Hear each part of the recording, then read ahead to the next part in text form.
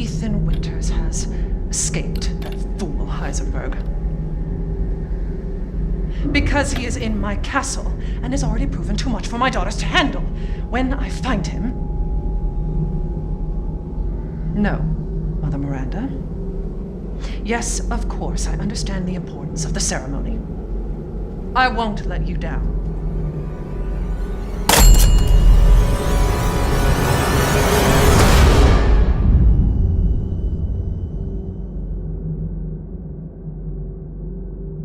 On Thursday, January 21st, 2021, we got a better look at Resident Evil Village, as well as some other surprises.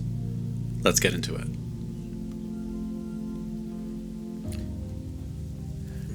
This year already has a lot going on so far. Not only do we have Resident Evil Village, we also have some other anniversaries coming up as well for games such as Tomb Raider and possibly Fatal Frame. More on that later.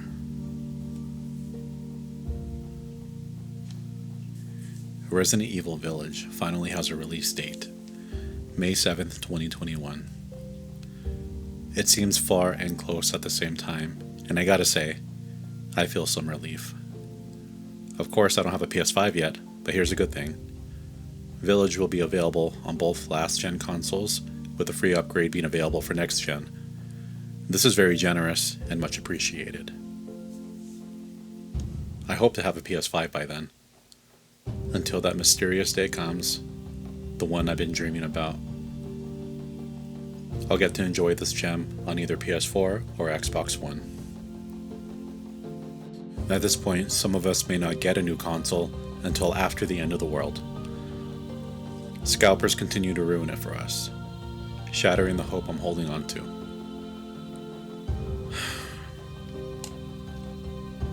Anyway, last week's gameplay trailer showed off more of the setting of the game, as well as some additional story elements. What's been catching everyone's attention is the rather tall, pretty woman known ominously as Lady Dimitrescu. This alone further cements my belief that the game takes place in Romania. What a fancy name. So, we're dealing with infected vampires for sure, but with witchy twists. Sorcerer heiresses? Vampy witches? There's a lot to take in from all of this.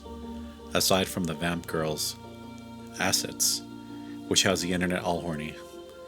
Lady Dimitrescu and her daughters are getting everyone a little worked up, and there are so many memes floating around. It's all been pretty hilarious. Both Bernie and vampires are breaking the internet. Way to go, 2021. In regard to everyone thirsting over these vampire ladies, all I can think of, however, is that scene from Lair of the White Worm, which a lady vampire bites a guy on his dick. And yeah, to each their own, but keep those vampires away from me. In the audio clip at the start of this episode, Lady Dimitrescu is seen and heard on the phone, talking to someone that goes by Mother Miranda. When I heard this name, Suspiria came to mind. So here's some speculation. What if there's a dying mother who is in need of a sacrifice in order to be reborn, or to restore her youth? This mother could also be high up in a tower, or possibly deep in the bowels of this castle, somehow watching and waiting. It's possible that Our Lady Dimitrescu cannot harm the player by any means, as his Mother Miranda may unleash her wrath. I was talking to Mike about this recently, and he said that the name Miranda means beautiful to look at, or someone who's wondered at. Also, worthy of admiration. Is she really going to be that? If not some monstrosity like the corpse god Mantarok from Eternal Darkness. I can't wait to see this shit. I also wonder if the tolling bell of the castle will play an important role. Perhaps it'll be used to signal something to happen, kind of like how the bell in Resident Evil 4 made all the villagers stop attacking Leon and wander off toward the church on the hill. Maybe it triggers transformations of some of the characters, like Chris, who happens to be a werewolf. If you see some of the artwork, it's obvious. We're going to be dealing with something crazy. On a serious note, Resident Evil Village actor Jeanette Maus died on Sunday, January 24th, due to complications associated with colon cancer. She was the age of 39. She worked on a variety of characters in the upcoming Resident Evil Village, including witches seen in the promotional videos. Capcom also issued a statement on Twitter paying tribute to her. Here's what they wrote. We here at Capcom R&D 1 are deeply saddened to hear about the passing of Jeanette Maus, the talented actress who helped bring several different characters, including our witches, to the world in Resident Evil Village, Capcom said. Maus's fiancé also set up a Gofundme page after the diagnosis in spring 2020. If you would like to donate to it, I'll put the link in the description for you. If you played or watched the spoopy demo titled Maiden, the player comes across some documents which mention the profession of Our Lady. Winemakers, it seems, who use the blood of maidens to enrich the drink. Sangui Virginis, or maiden's blood, is the name of their specialty. The drink is also packaged in a special ornate bottle decorated with intricate silver flowers. Who the target consumers are is unknown, but perhaps there's a coven of these witch vampires. Perhaps other mixes of supernatural forces, other evil-doing denizens.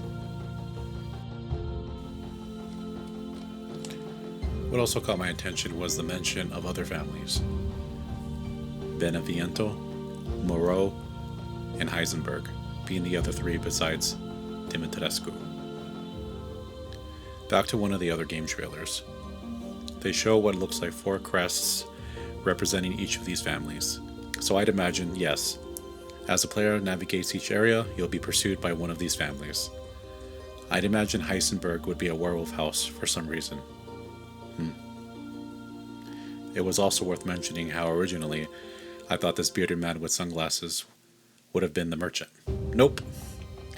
It appears he's the brother of a fair lady of the castle. Unless brother is used differently in this case. Perhaps they all sold their souls to the devil and were granted powers as the ruling houses. Another character I totally wasn't expecting is the Duke, a rather large man who I'd imagine travels around like that one guy from Metal Gear Solid 4. Drebin? There may be certain points where you'll probably see a speeding wagon whip around a corner, and out pops the Duke to sell you much needed items, crafting recipes, etc.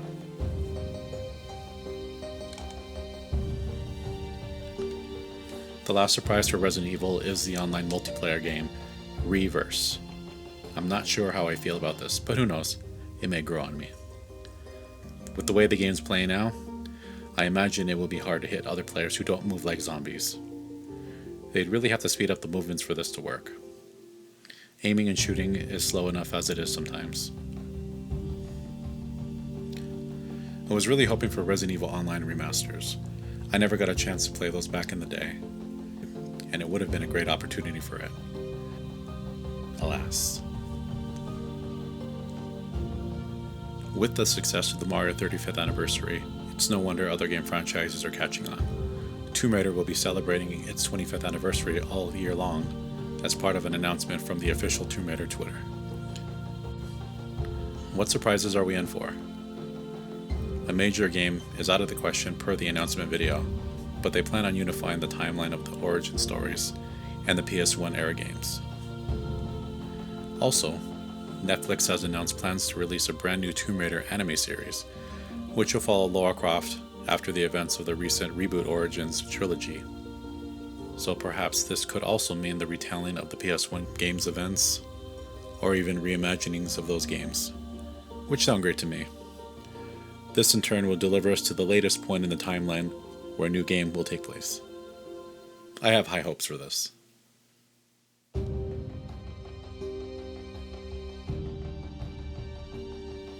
Another franchise anniversary was hinted at earlier this month.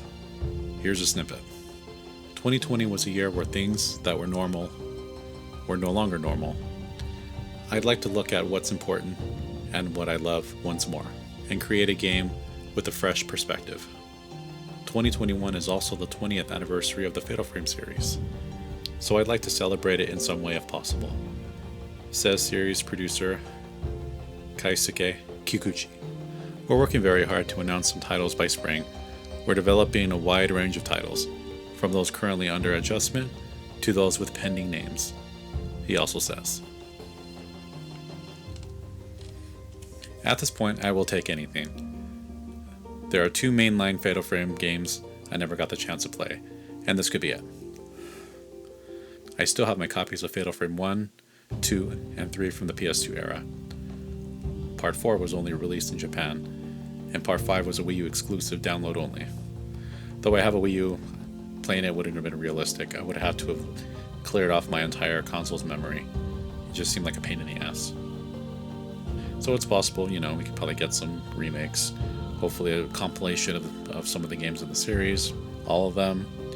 I'm open for anything at this point. Surprise me.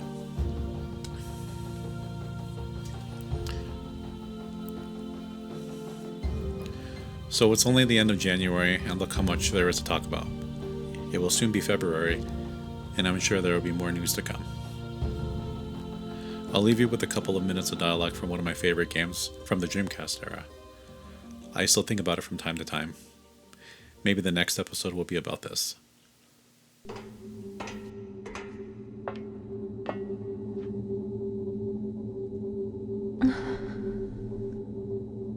You've come very far, Laura.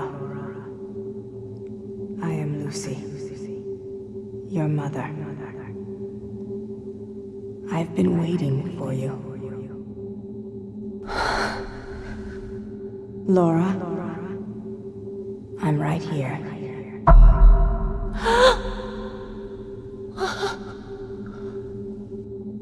I know that you've come very far, my beloved Laura. It all began 38 years ago, with a genetic memory asleep in a wall of Arctic ice. In 1963, I began working on a special project using cloning technology to bring mammoths back from extinction. My team discovered a perfectly preserved mammoth specimen in the winter permafrost of northern Canada in 1971. And we were able to extract genetic material from the cell nucleus. Unfortunately, there was too much chromosome damage. But we found something else. In the stomach of that frozen mammoth, we found the undigested remains of a totally unknown organism. Mammoths were believed to be herbivores, but this one anyway had apparently eaten another creature. And what a creature! It looked human, but had a pair of wings sprouting from its back. We removed him. Yes, the creature was male, from the stomach for further study. Then I decided that we would extract a sperm specimen and attempt fertilization using my ovum and in my womb. I decided to give birth to a hybrid child, fathered by this winged human. The fertilization was successful, but the embryo developed without a trace of wings. That made no difference to me. The child was the fulfillment of my dreams, a miraculous collaboration between me and that being we found inside the mammoth. The baby was born in the early hours of December 31st, under the most spectacular display of Aurora Borealis that winter. It was born across that span of time. I took the first letter of my given name and added the Latin word for air, aura, and named the child Laura. It's true. That was how you entered this world, Laura.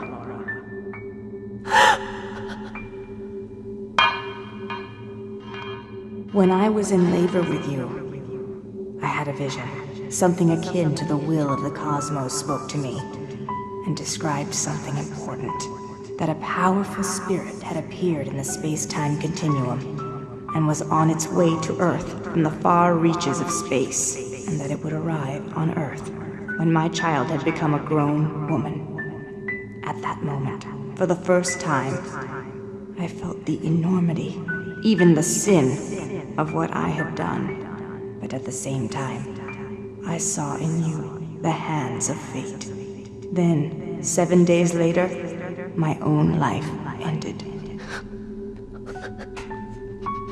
But others at this institute and the government wanted to repeat the experiment. They wanted to bring those winged human beings of prehistoric times back to life. They transferred my mind and will to this, to Xylo. But without a compatible ova or a willing surrogate in which to bring the embryo to term, their efforts ended in failure. Look.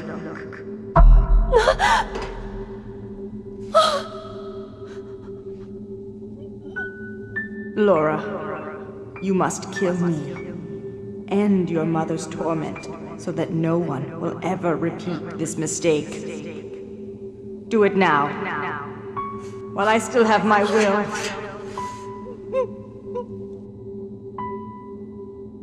Please, kill me. Please kill me, Laura. Please, kill me. Kill me.